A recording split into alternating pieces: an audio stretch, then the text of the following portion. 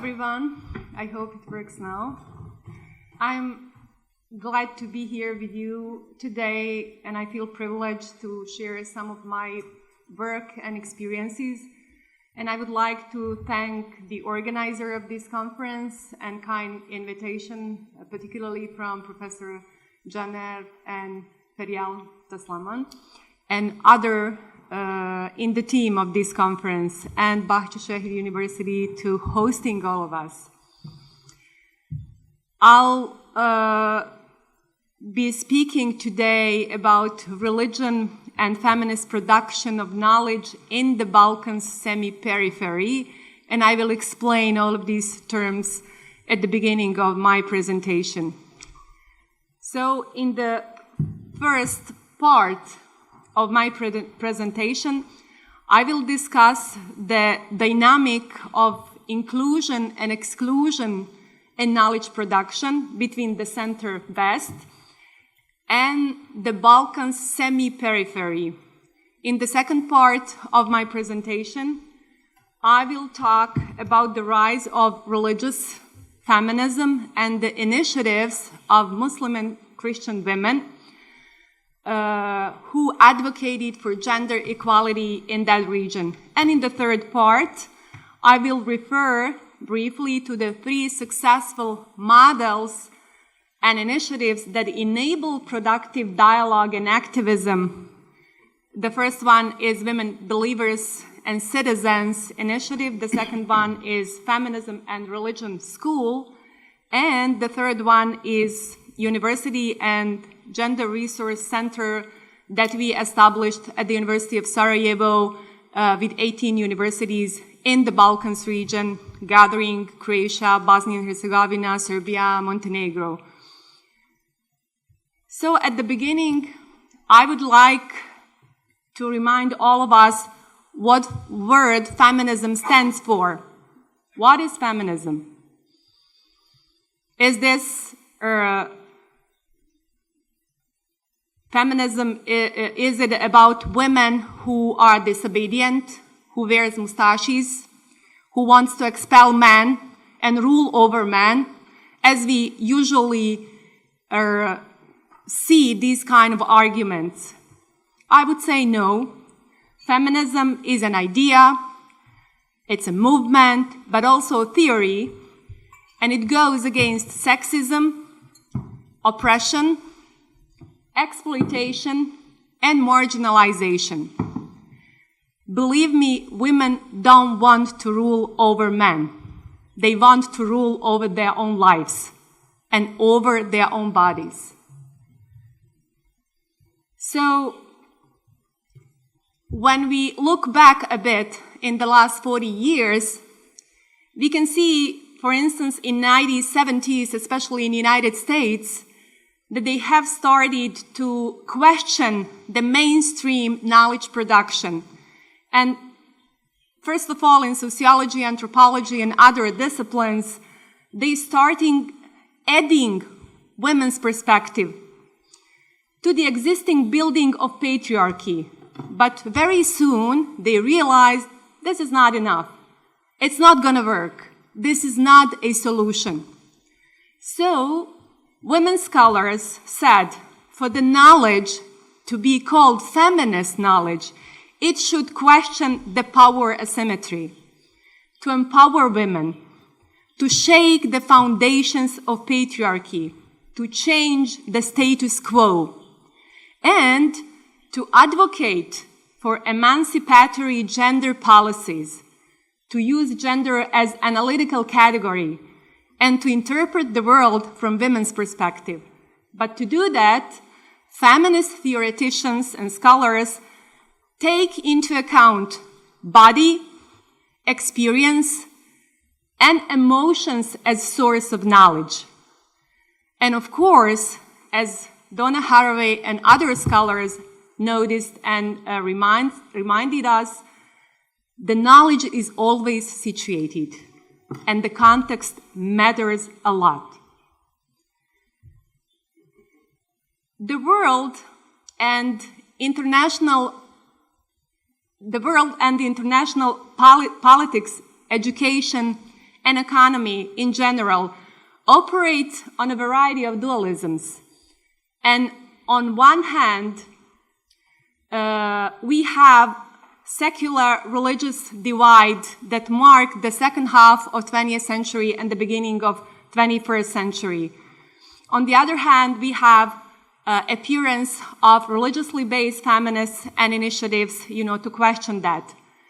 Many scholars, even today, insist on the existence of secular religious divide characterized by irreconcilable secular and religious perspective when we talk about gender equality. So we have antagonism between religion and secularism, as well as between secular and religious feminists. They continue to put in opposition the two. But, as John Bala Scott, an American historian, said, they are discursively codependent. Because, she explains, after the French Revolution, women didn't get full emancipation. They won suffrage right to education, workforce, even to be politically engaged, but they are still struggling to obtain full emancipation and participation in public life and in every segment of life. So this was not enough. But there was a wide gap between what was specified by legislation and results in practice. We have disparity, and in some regions, like in the Balkans, where we have important intersection of gender, religion, nationality, ethnic identity, and especially, after the war in 1990s and in the post-war context, we had to address gender equality issues intersectionally, taking into account all of these identities.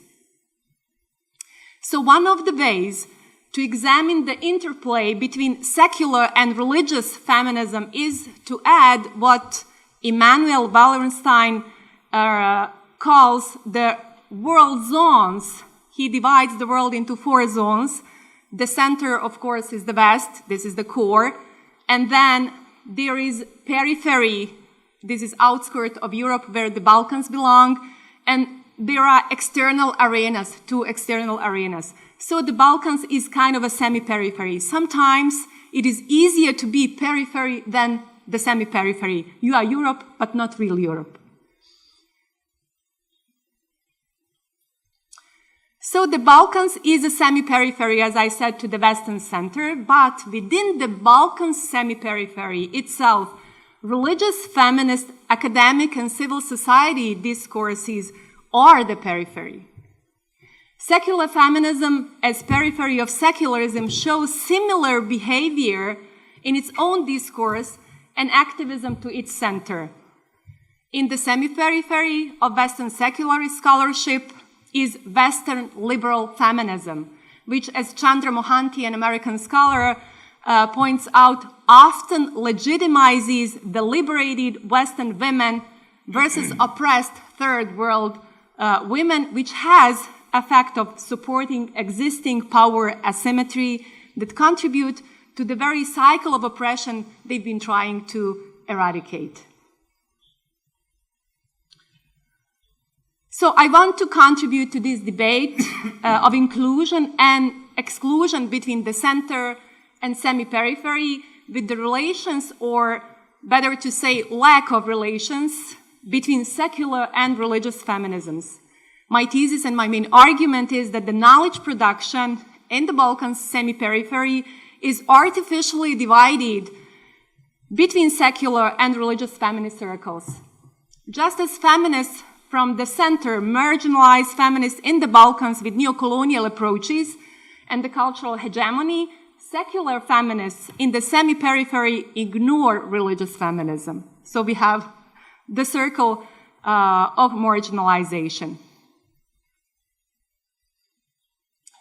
It is important also to note that while secular civil society organizations, in many cases in that region, especially after 1990s, after the war, they created a space for gender and religion debate.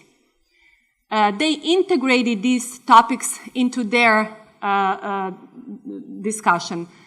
But at the same time, they didn't support it that these teams become integral part of academic life, to become official academic courses or part of the courses.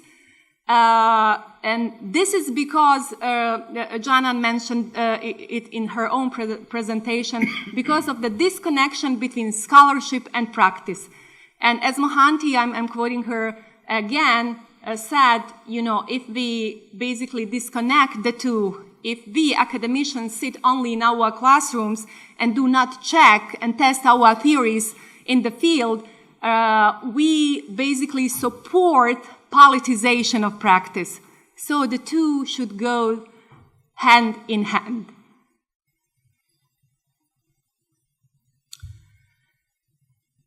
Now, I want to say something about the top-down approach that we have in that region.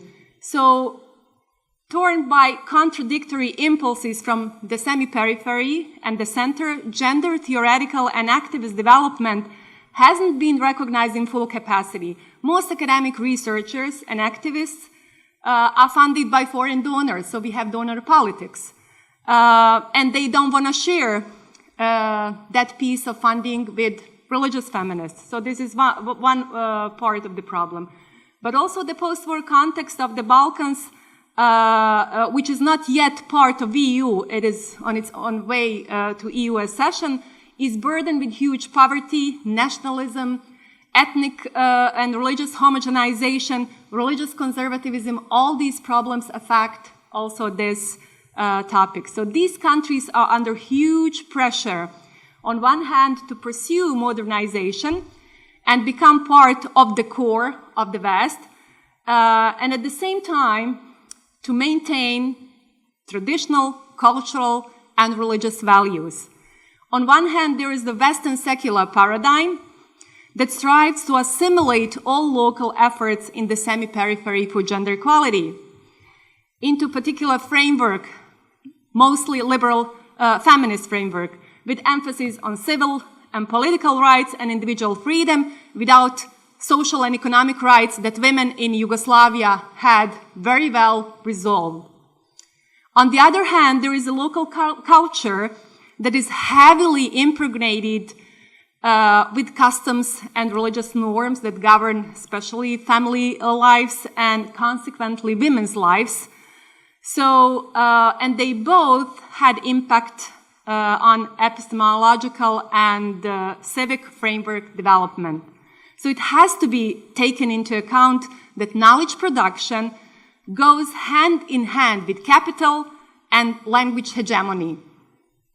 In the last couple of years, knowledge production has also been influenced by religious fundamentalism, visible especially in Catholic churches around Europe, but also in some Muslim communities. So we have to be cautious about power relations and privileges of the center that dictates the science and research trends, that legitimizes epistemic frameworks we have to comply and follow, and also what they exclude and what they include. So feminists from the Balkans region collaborate with Western feminists, but power relations dictate these relations in the way from the center. Many secular feminists have access to funding, resources, jobs in academia, etc., while religious feminist scholars are completely marginalized. Some religious feminists in the Balkans are even persecuted as gender ideologists, which is the case especially in Croatia by the Catholic Church, because every attempt to make the changes, to shake the foundation of patriarchy, goes with labels that these women are going against family, against tradition, cultural and religious norms, against their own churches and their own religious communities. Men, I have to say, are mostly silent because they think that gender equality is not their own business. But it is. it is your business as it is our business.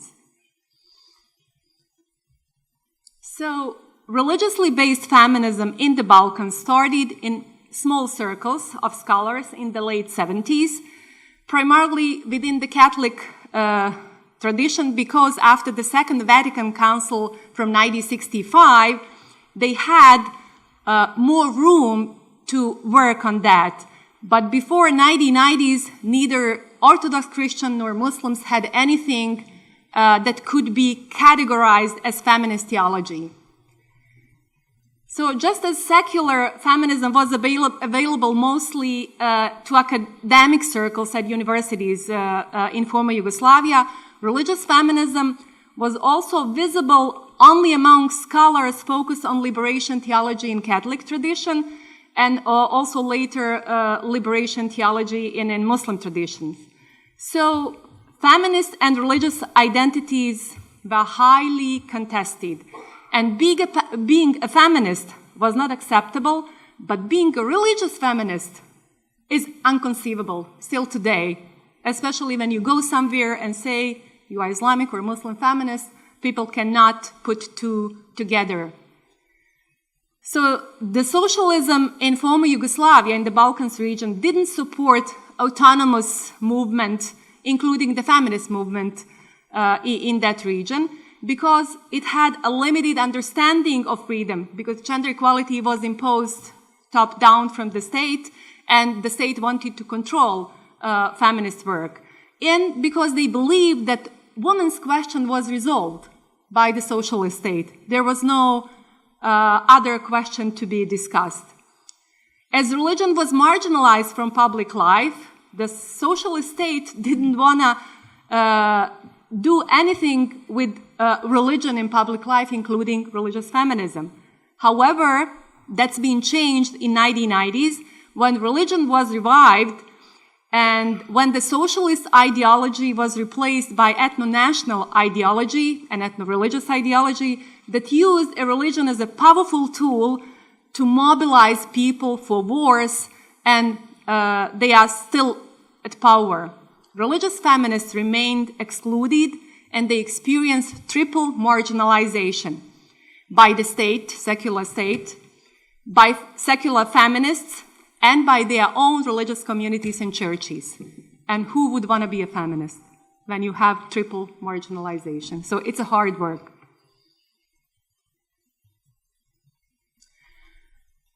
Now I'm going to say something about secular conception of knowledge, how it is imposed to all of us. Western secular epistemological discourse exports neutral and objective scientific arguments requiring everyone from the semi-periphery to comply with these standards, shaped by specific vocabulary and writing styles that diminish all the richness of local style and framework of argumentation.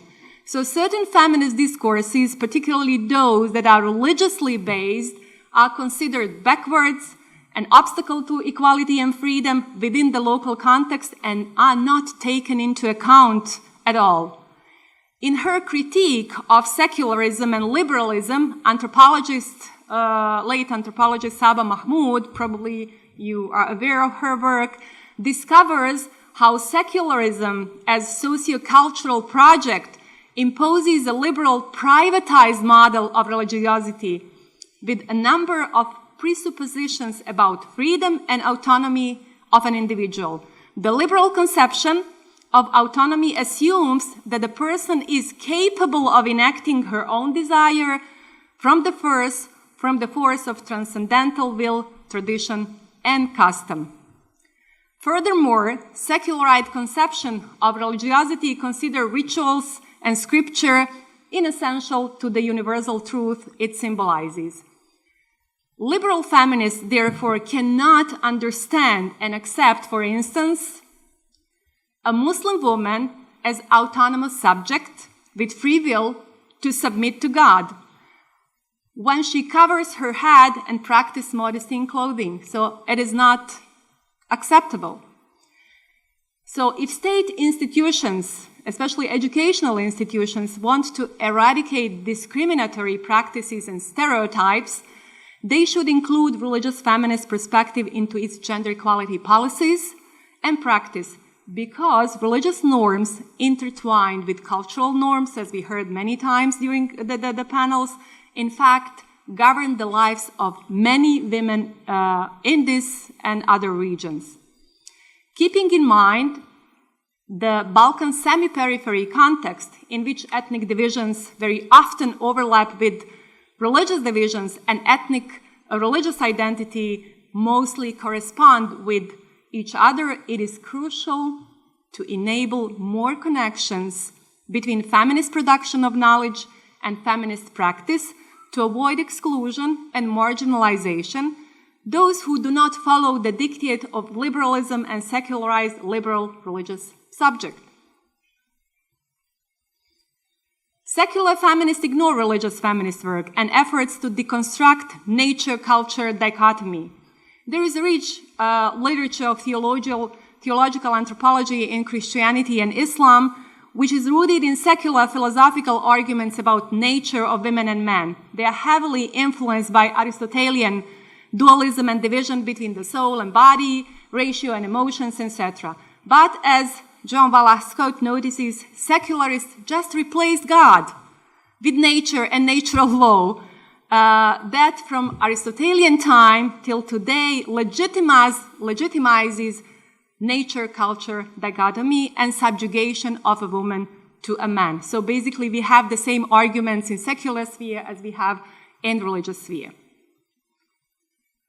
So what to do? How to bridge that gap? We have seen that there are multiple exclusions and power relations in knowledge production, but that didn't completely diminish the work of religious feminists in this region. Within the broader secular feminist movement, there were a few niches, few pockets where religious feminism survived and even flourished over time, especially after 1990s. Some women, including myself, have decided to create the agenda and not to wait the other to do it for them. We refused to be an object of the debate, but we wanted to create the debate. We didn't want to be constantly in defensive position to defend ourselves for being Muslims, waiting for others to be invited somewhere to speak. We created platforms and we invited others to join us. So this is the way, not to be in defensive position constantly. It's tiring. We managed to include religion as one of the topics, not the most important and not the only one, but as one of them. So I'm going to just briefly say a few words. Do I have time? Okay. Few words about these three initiatives. The first one, we called it Women Believers and Citizens. It is a unique program launched in 2006 in Bosnia and Herzegovina, Croatia, Serbia, and other Balkans countries with the support of UN Women. We managed to produce training material for women. It started as a grassroots activism, and then we moved it to academia. So the aim was to bridge the gap between secular and religious understanding of human rights and gender equality. And we used the framework of CEDAW Convention, Convention on the Elimination of All Forms of Discrimination Against Women, and UN Security Resolution 1325 on Women, Peace and Security. This was the international framework, and also the framework of religious traditions of Christianity and Islam. So it was the first comparative studies of women's rights within the feminist theological framework, and now it is important material in local languages in the Balkans, and it is literature for the courses at universities. So it started as civil society initiative and became an important part of the academic teaching. From 2016, Ecumenical Women's Initiative from Croatia, it's a big international organization that gathers women from all religious traditions, continue these trainings all around the region, and they basically started to include also men. I said you have time, but you have only 3 minutes. Okay. And the second initiative is School on Feminism and Religion that started last year. And we offer 10 courses: gender, religion, and peace building. As you can see, feminism in the West and East, gender, religion, and media, etc., etc. And the third initiative is a part now of the university framework in academia. So we have 18 universities on board. We have developed programs, syllabi. We are changing the curricula at the university, and for the first time at secular universities, we have a religious perspective integrated into the teaching process, either as modules or the entire courses. And I would like to conclude this presentation with one of the comic book novels. I hope you can see. This is a piece of art that we use as a tool to address gender stereotypes and also to address this secular religious divide. And I want to thank you. Thank you. So,